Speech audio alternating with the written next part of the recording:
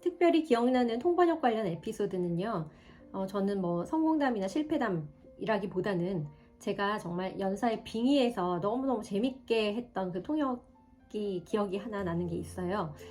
어떤 일본의 모 대기업에 굉장히 나이가 지긋하게 드신 어떤 회장님이 한국의 모 대기업의 임원분들을 대상으로 강연을 하셨는데요. 그분 캐릭터가 굉장히 독특하셨어요. 보통 일반적인 어떤 강연이나 포럼이나 뭐 세미나 같은 그런 국제회의에서 연사분들이 구사하시는 말투나 뭐 어휘나 표현 같은 것들은 대단히 포멀하거든요.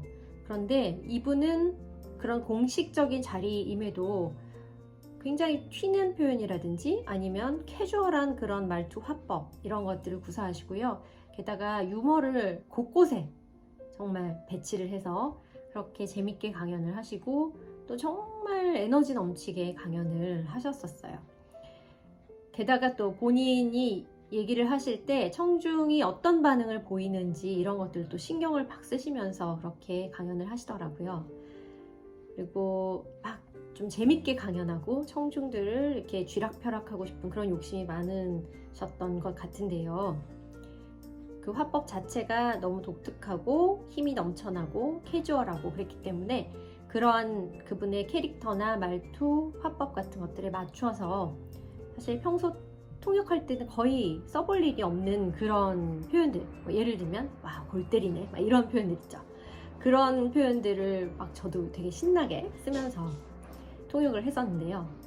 이제 그렇게 강연을 하시고 통역을 하고 청중이 이제 통역을 들으면서 중간에 정말 한꺼번에 웃음을 막 터뜨리시기도 하고요. 또 그러면 그 연사분께서 신이 나가지고 또 신나게 막 정말 힘이 넘치게 또 막 강연을 하세요. 그러면 저는 이제 그런 강연장 분위기에 힘입어서 또 열심히 재밌게 그분한테 빙의해가지고 또 통역을 막 했던, 정말 오롯이 그 자리를 즐기면서 통역을 했던 그런 기억이 있는데요. 그때 단순히 그분의 말만 전달을 했던 것이 아니라 연사의 어떤 화법이나 그런 에너지까지 같이 청중들에게 좀 전달을 한 것 같아서 개인적으로 희열을 느끼면서 통역했던 것이 가장 기억에 남습니다.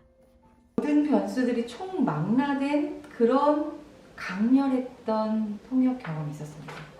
바로 칼기 폭파범으로 알려져 있죠. 김현희 씨의 기자회견 동시 통역이었어요.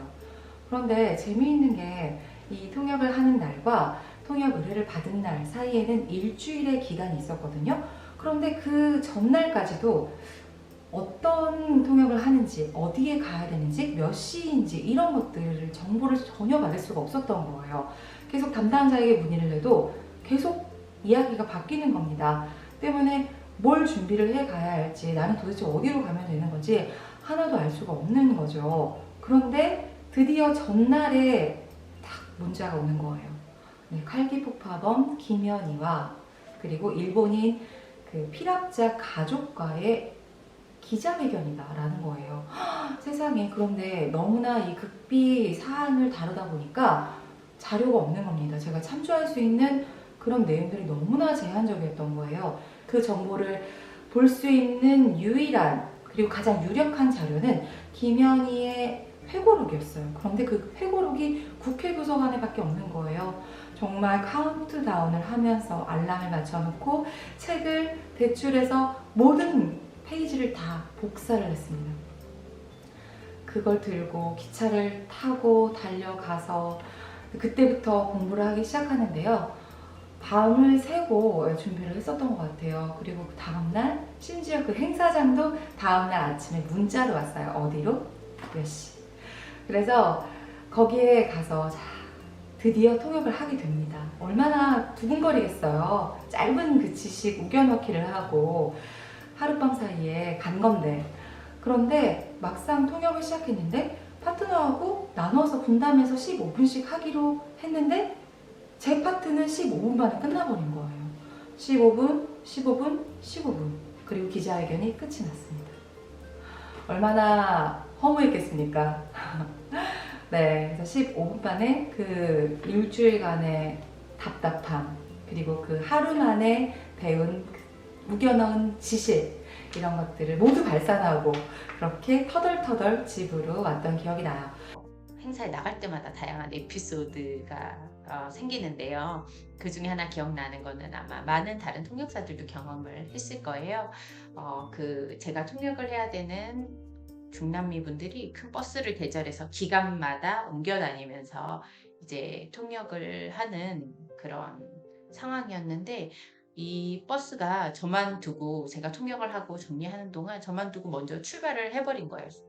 그런데 그 다음 기간에 가면 통역사가 없으면 행사 자체가 진행이 되지 않잖아요. 그럼 큰 사고로 이어질 수가 있거든요. 아예 행사가 중단이 되기 때문에.